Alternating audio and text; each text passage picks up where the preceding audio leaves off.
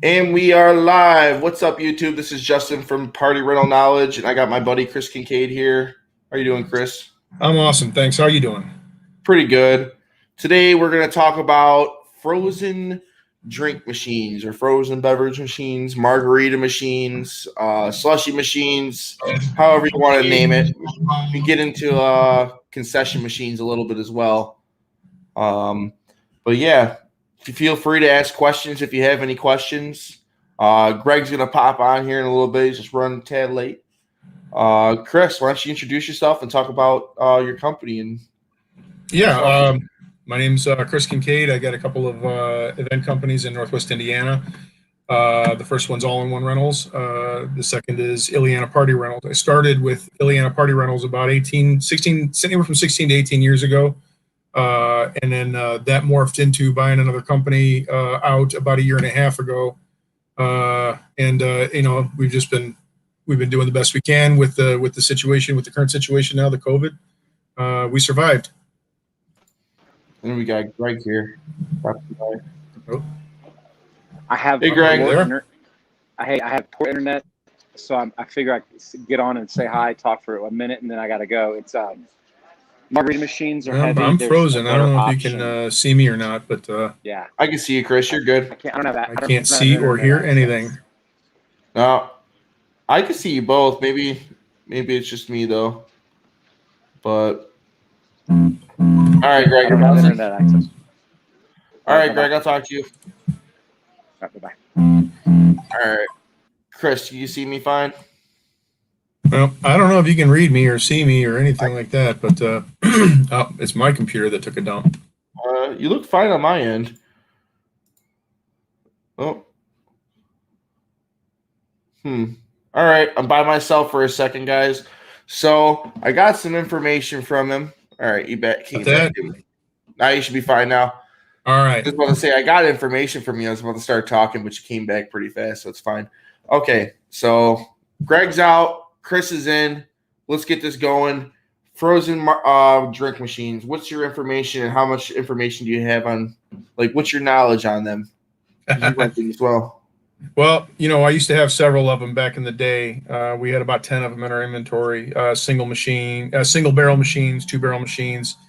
Never got into the 3-barrel because they just got too cumbersome, heavy, and nearly impossible to keep clean and maintain. We had some that were long-term rentals, or I should say seasonal rentals, like baseball fields for Little League baseball fields, but most of them were, the weekend rentals, the Saturday afternoon or Saturday night rentals. We had everything from the Bunn CDS2s and Ultra 2s, a couple of Ugolinis, and then some Taylor 430s, and a machine. My favorite machine that is unfortunately no longer manufactured is Parrot Ice. You can still find them online. If you're lucky, you'll find them on eBay every once in a while. But those single barrel Parrot Ice machines were, in my opinion, were the best ones because they never gave you a hard time. Yeah, that's the reason I'm bringing this up is to just see a lot of people trying to buy just complete garbage in the Facebook group. People there, and it's not. Listen, I'm not judging anybody. Nobody when I first started. Why would I know what a good inflatable is? Why would I know what a bad inflatable is? How do I know what a good 10 is? How do I know what a bad is?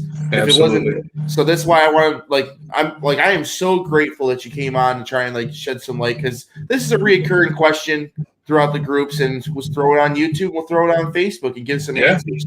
Yeah. So, as far as just cheap $80 machines, what would you say the minimum you should probably spend on a good machine is probably going to be, just off the bar? So let's just put that number out in people's heads. So when I first got started, I bought a couple of machines off eBay. They were Bunn CS2s, and I think I paid about $850 a piece for them. And again, this was 15 years ago or so. The manufacturing date on them, they were already about 10 or 15 years old. They still worked, and they were decent machines. But for $850, with somebody that was not too, starting off in the inflatables too, I thought I was already spending too much money, but some other people in the industry talked me into it. Those machines didn't last long. Each one of them lasted a season. And it's because, they would spring refrigerant leaks. And once that happens, you may as well just pitch the machine. They sprung leaks because they just kept getting bounced around and moved from event to event to event. And they're not made for that. So, I finally bit the bullet and I started buying some quality factory remanufactured machines from Taylor and from Parrot Ice. Those ran me around $2,000 a piece, $1,800, $2,000 a piece. That was in 2008, 2009, somewhere around there. And those were the two that just kept rocking and rolling. I bought some new Ugolinis in the past for around 1700, somewhere around there, I think. And I think they can still be had for that.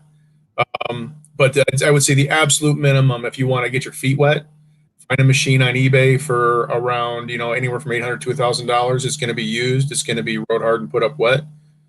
And there's no guarantees, but that's going to tell you whether or not you want to get into the system, into the game before you drop $2,000 on a good quality factory rebuilt machine. Yeah, man, I like it. Straight to the point. It's really these machines. The same thing comes like with concession machines. You don't buy a cheap snow cone machine. You don't buy a cheap cotton candy machine. True. You don't buy like popcorn machines. I'm iffy about because I feel like even the expensive ones break just as much as the cheap ones. Sure. I think you should buy enough. You should buy the big enough size. Like, don't be cheap and buy like an 8-ounce popper. Like, get something like a little bit bigger if you're going to go on the cheaper end of products, and maybe you're going to have to replace them the next year. Believe me, you'll make your money back on that popcorn machine no matter what. So I'm a firm believer in buy once, cry once. All right. To me, it makes more sense to spend more money on a known and proven machine that you're not going to have problems with. And let's face it, just like anything else, you go buy a brand new vehicle, you can go buy a brand new $100,000 Tesla. Guess what? It's in the shop in 6 weeks because minor or major happens. It simply happens. As far I agree with literally a Snow King 1888 is probably the best. Literally, by Gold Medal is probably the best snow cone machine you can get. Yeah, it's literally made for the rental industry. It's robust. It's got plastic sides. It doesn't have glass. Yep, it's very even if you had to make your own, you can make your own and put something in there. Yeah, you can go to the Menards and buy some plexiglass. So that's my whole concept with the popcorn machines. Don't buy a $80 machine, but you can probably buy the $200 cheap version, but you don't have to buy the $800 from Gold Medal. Sure. Because of the glass, and it's just because it's some of them you can't replace the glass. Some of them, you see, you know what I'm getting at with the pot. Yeah, if you have a quality shop mechanic, if you have a quality guy in your shop, he can replace just about anything for you. It's all built to be. The thing with the equipment that's built for the rental industry, it's not built to be thrown away. It's built to be used and maintained and repaired if necessary. So that's why you look at the companies like Gold Medal, which Gold Medal makes a quality frozen drink machine, and what's more important is they also sell a very robust cradle for it, so that now the Gold Medal machine itself weighs a good 150 pounds for a 2-bowl machine. And when you add that steel carriage that goes around it, that protects it from getting bumped, and damaged, you're probably looking at 150, 160 pounds, 170 pounds even for that machine. But it's made for that specific. It's made to be moved around. But the machines like the $1,600 Ugolinis, for example. Even the Taylors, which are awesome machines, they're not made to be to be moved around from location to location to location. They're made to sit on a counter and look pretty. That's all they're made to do, and work, of course. Interesting. How much do they rent for?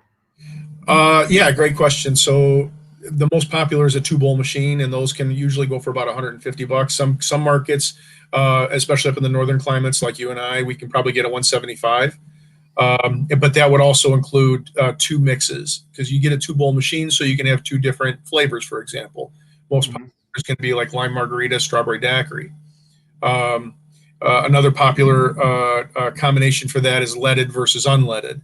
When you have a party with adults and kids, you make one leaded like the margaritas, and you make another one with lemonade, where frozen lemonade, so the kids can have lemonade, frozen lemonade, and then you hide a bottle of vodka under the machine, and you can make electric lemonade, just by pouring a little vodka in there. So you're figuring maybe 150, 175 for a typical rental of a 2-bowl machine, and with that, you're going to drop about $25 on those 2 mixes. So that, that's one of the expenses you'll have. I don't offer 1 free drink mix or 2 free drink mixes anymore. Everything I do is a la carte, just because I'm done with the budgets. I'm budget bargain bounce stuff. I'm done with trying to lure my customers in with a discount. They're gonna rent from me, as long as they have a quality product at a quality price. So my single bowl machine, which is actually more popular than my 2-bowl machines, that I have now, I'm down to 2 machines: a single bowl and a 2-bowl machine. My single bowl machine is 150. Yeah, now that I remember, my single bowl is 150, my 2-bowl is 175. That's what it is. But my single bowl machine outperforms the 2-bowl hands down. It's not an actual, it's not the margarita machine that you think of, where you can see the auger spinning, and you can see the color and everything. Everything is located inside the machine itself, which leads you to the fact that in Chicago in July and August, just like Buffalo, it could be 90, 100 degrees outside. Mm-hmm. You put that margarita mix in an open bowl machine, and especially when you add alcohol to that mix, which we, as the renting company, we should not do. We're not supposed to be touching booze. If you want to do that, if the customer wants to do it, it's on them. But I don't touch any of that stuff. In fact, I do go to the extent of offering to make the first batch for you, so you know what you're doing. But I won't touch the alcohol part of it. I just don't want the liability. Mm-hmm. The single mold machine, everything's enclosed, so it's guaranteed to freeze. It will freeze within 20 minutes. One of the 2-bowl outside bowl machines, if it's 100 degrees out, especially with booze in it, it likely won't freeze. Some people will get around that by maybe putting heavy blankets over the bowls to help insulate the mix from the outside environment, but then it just looks tacky. It doesn't look professional. There was a guy on eBay many years ago that used to make a custom fit insulation blanket, kind of like how you get a pizza delivery in that foam pizza box. Anyway, he used to make those. He doesn't make them anymore, but that's one way of mitigating that problem. But otherwise, if it's 100 degrees out and you're trying to get a margarita machine going, especially the external bowl ones, it'll never freeze. They're made to be put in a convenience store where it's a guaranteed 70 degrees and no humidity. Yeah, it's aggressive. You were telling me before how you had you had one rental where they called and you had to it's either how'd you explain it? You said you're either going to pay for. Yeah. How did you say it best? I know you say it. I know you say it a bunch of times probably. It's one thing getting a call back because the blower tube came off of the inflatable, right? That's usually you can talk a customer through how to fix that, but worst case, you go over there, you spend 30 seconds reattaching the blower tube and you move on. But with a margarita machine, when they complain, when it's 90, 100 degrees out and they complain that the mix isn't freezing, well, you have 2 choices. You can either go there and pretend like you're trying to fix things and or whatever, and it's not going to work anyway, but you're still going to give them their money back because it's not performing the way that you guaranteed it would, or the way they expected it would, or you can just stay in bed and not go there and still give them their money back, because again, if it was me, and if Justin, if you came to me and said, "Yep, here's your margarita machine, it's going to work great," and it doesn't, I'm going to be upset, and I'm going to come after you, verbally, of course, and I'm going to want I'm going to want you to take care of that for me, either financially or fix the problem. Yep. Even without alcohol, when it's really hot out, like I said, 90, 100 degrees out, even without alcohol, it'll take that mix at least an hour to freeze. Again, and that's on a good day. So when you get these people that, especially when they've been drinking, they're gonna want they want their margaritas, they want the frozen margaritas, they want it right. Do you tell them to like maybe throw it in the garage in a shady area on like hot days too? That's probably a good advice for it. Right? Absolutely, we always try, especially because these machines are power hungry. Okay, it's not unlike running a 1.5-horse blower, or even, I don't even know if they make them anymore, a 2-horse blower where they just suck the electricity. So they do. You got to have that. They make 3-hour blowers and stuff now. Yeah. But you got to have that machine by an outlet. So more often than not, it'll either go on a back deck, of course, in the sunlight, or it'll be in a garage. If it's in a garage, you're protected from that sunlight, but you're not protected from the ambient heat. It helps, but it's still not always. It's not a guarantee. I remember you were saying that you have like your own repair shop and that you do your own repairs and stuff. So what are some issues with them and how much they cost? I know you're talking about the coils and stuff. Can you replace the coils in the more expensive machines? You can't. No. So it's not, basically we repair everything. All of our own equipment we repair. Everything from popcorn, cotton candy machines, tents, inflatables. We have such a wide variety of equipment, but keeping on point. There's really not a whole lot you can replace. You can replace the auger if somebody decides to put. I had a customer once put just water in the machine just to see it freeze, and then you can't do that. The water will freeze, but it'll keep the auger from rotating, and it'll crack the bowl because water expands. It'll crack the bowl, and now you got a big mess on your hands. So, I mean, you can replace the bowl, you can replace the auger, you can replace the detent switch, you can replace, a lot of things. But when it comes to the HVAC part portion of it, the freezing, the compressor, the accumulator, all that fun stuff, it's more or less all one unit. And you can call an HVAC company and they'll replace that compressor, or they'll patch a pinhole leak in a coil or something like that.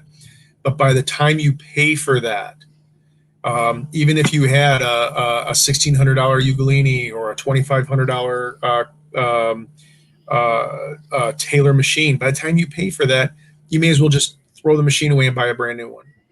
It's just not worth it to try to fix something as intense as a coolant leak. Once you have a coolant leak, it's all over. So if you know a guy, is it probably okay? If you know a guy, maybe. I know guys in the HVAC, and as soon as they're always busy. They are very busy. They're just as busy as bounce house guys in the summer, man. Yeah, in the beginning of winter. Exactly. Like the Ugolini machine, the Ugolinis, the Buns, the Krathkos. They're all, everything is a sealed system, but they don't even have charge ports. They don't have, do they? No, I don't think they even have charge ports. No, the Buns do. The Buns have charge ports, but I think the Krathkos and I think Ugolinis do not.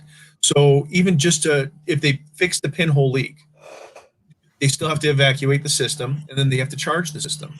And if you have a much older machine that's running on R22, which A, you have to be licensed to have, and B, it's almost impossible to find anymore. So now everything runs on 410.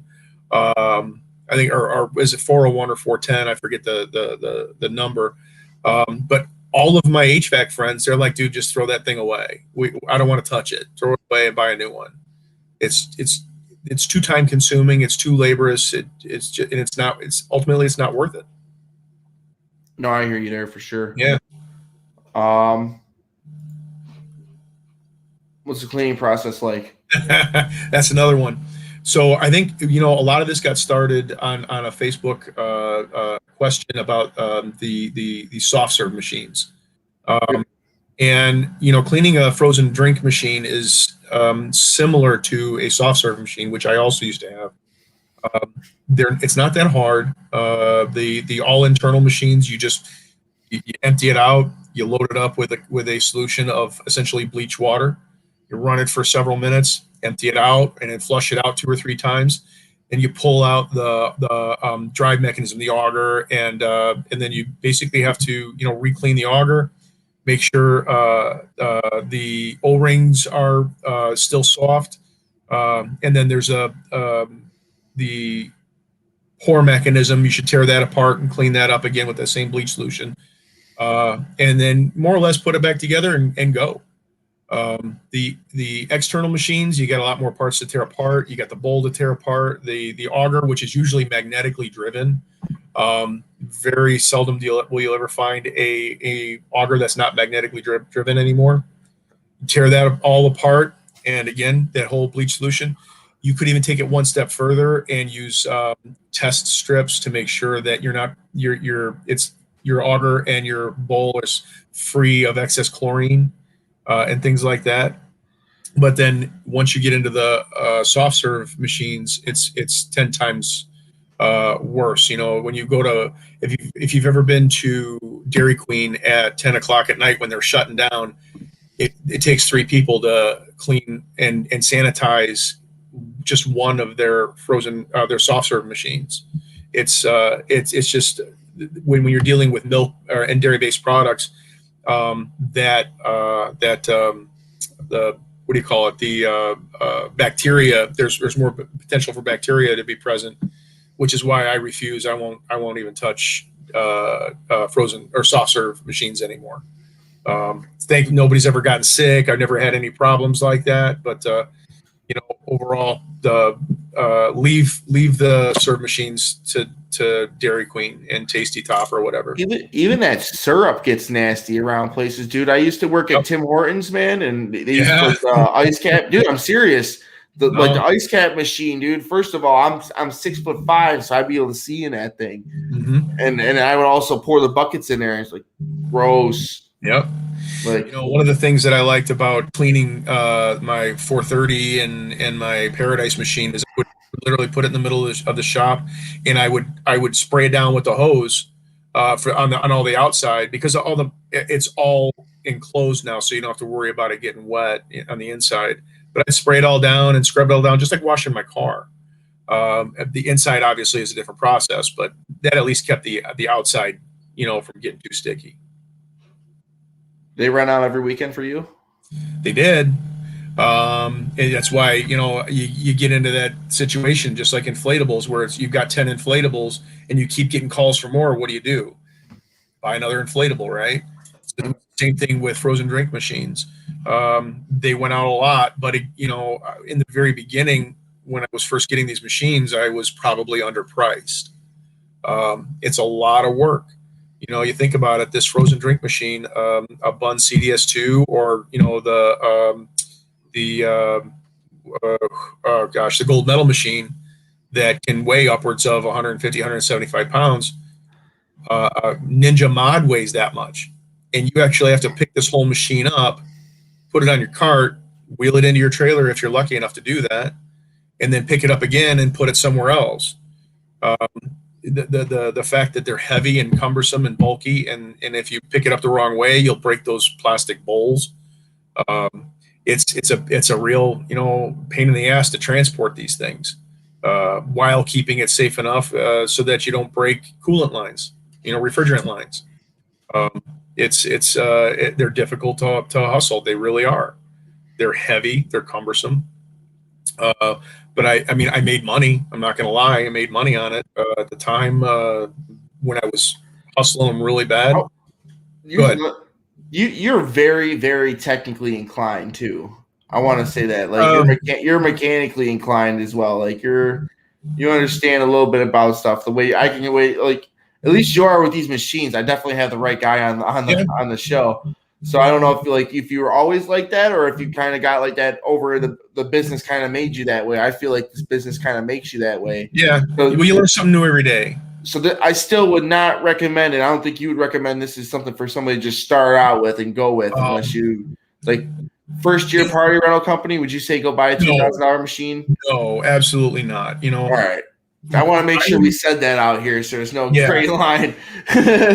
It's always going to be the money you make is always going to be dependent on a couple of factors. The first one is going to be your climate. Where you're at in our case in the States. We're in a northern climate. All right. Our summer season is probably 4 months of really good, solid, 80-degree plus weather. They go out in 70-degree days too. But when you're down in Miami, it's 80 degrees every day. But with that change in climate, being up north, I can afford to make more money. I can afford to charge more machine because it's going out less. Yep. Whereas down in Miami, my $175 two-bowl machine, they might only get $100 for. I could be off with my numbers for them, but I mean, it's just an example. I did well, after with owning, like I said, about the better part of 10 machines, of which, or maybe 5 of them I had going out. The rest were on seasonal rentals. I would go through a case or two of frozen drink mix a year. I'm sorry, not a case. I'm sorry, a skid of frozen drink mix. But that's something else you got to think about too. You got to buy that in skid quantities in order to get that volume discount, and you have to order right because you can have 20. So you weren't getting the $12.50 until you bought it at a skid? No, I was getting it a little bit less because the newer guys or the people that are thinking about getting into it, they're not going to buy a skid. I think I might have been paying, $12.50 for me included shipping, first of all. Okay. I don't know what I paid at that time. I just did some numbers today before we had this. I appreciate you. I went to, like, for example, go to parrot-ice.com. Or not Parrot. I'm sorry. No, that's not it. I can't think of the name of the company I use. I'll think of it. And I'll put it on Facebook for you. But I went there. I looked at their current prices, and for example, a half gallon of margarita mix would be around $6.50, $7, somewhere around there. But shipping is just the same amount. So by the time you pay 35 or $36 for a case of 6, it's going to cost you $30 to ship. In my case, from Houston to Chicago. Okay, so that's where I came up with the $12. It's going to vary obviously by where you live. If you live in Texas, it's going to be a lot less. And that's just by this one Swirled Ice. That's the name of it. Swirled-ice.com. Not a paid promotion. Right. But it doesn't have a shelf life more than a year. So if you buy a skid of mix, all right, and I think that was around 250 bottles, 350 bottles, something like that. What if you don't use it all? If you only use 3/4 of that skid, you're dumping that mix down the drain because you can't sell it.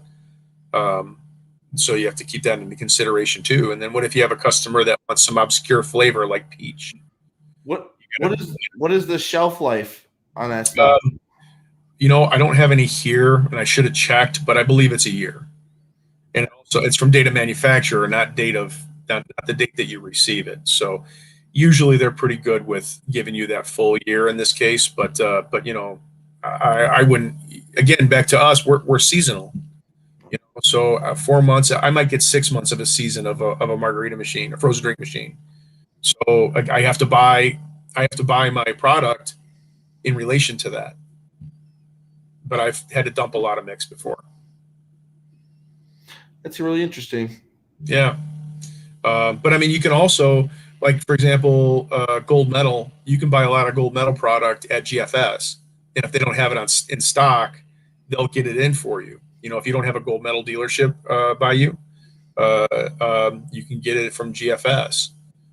And then it saves you shipping. It saves you, some money. I don't particularly care for the gold medal frozen drink mix. They're a great company. I have nothing bad to say about them. Oh yeah. But I don't particularly care for their frozen drink mix. Yeah. I'll buy their cotton candy supplies and their snow cone syrups and stuff all day long. But it took me a while, and I found a quality distributor, manufacturer of frozen drink mix, and that's so I stick with swirled ice now. Interesting. Mm-hmm. As far as gold medal goes, like you're talking about, like, see, I'm not fully sold on the popcorn machine because I don't have too much data on it. I only know from what I was taught and what I've seen and what it makes sense to throw away. But that isn't how I live, because like you said, you like buy once, cry once. That's how I am. Like I try to go like the same route. Right. What's your reasons on the popcorn? We'll just go a little bit into like concessions a little bit here, but so you can't expect new businesses, new people that are just getting into the business. It's hard to instill that into them. And I was the same way when I started. The first popcorn machine I got, that was where I bought once and cried once. But the first cotton candy machines I got, those were all gold medal breeze machines. It's a good machine. That's what I have. Yeah, it's a great machine. But when you look on Amazon and you see these goofy, cotton candy machines for $200-300, that's not made for rental purposes. That's made for the soccer mom that wants to have a couple of kids over and doesn't want to spend $75 on a rental when they can spend $200 and use it once or twice, put it in a box, put it on a shelf in their house, and then it'll sit there for a couple of years until they either donate it or try to sell it on Craigslist. There's nothing wrong with them for what they do, but you can't use that stuff. You can't use the little Snoopy snow cone machine as a rental item. You can't use a crappy 8-ounce popcorn machine that you bought at Walmart, all right, as a rental item. It may not be UL. It may not even be UL listed. It may not be NFS listed. All right, and when what are those for people who don't know? Well, yeah, UL is Underwriter Laboratories. They test everything under the sun for that's electrical or otherwise. They test it for reliability, durability, and flaws. NFS is National Food Service. I think that's the correct acronym for it. So anything that you use that has to do with something that you eat or drink, basically anything that you consume, if it's prepared on something, it has to be NFS certified. So like you can't rent out a hubcap and use it as a dinner plate, okay, or as a pan. Okay, you can't do that.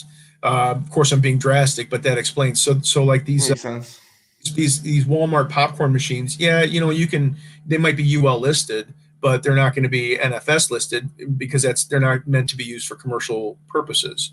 They're not to be used for rental reasons.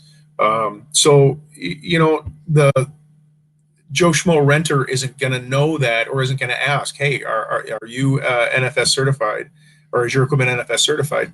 They're probably not going to ask you that. But if you're a respectable rental company, then these are things that you need to look for and pay attention to. That's the biggest thing is just making sure you always get what you pay for. You buy a $200 cotton candy machine, you're going to get $200 worth of cotton candy out of it, period.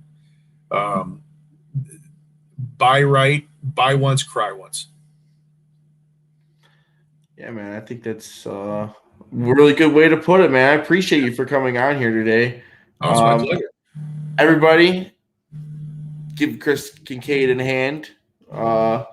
He's appreciative for having you. He's in the Facebook group. If you don't know, he's always commenting and leaving good tips and tricks. My buddy Adam, as always, has a live stream going on at 9:30 tonight.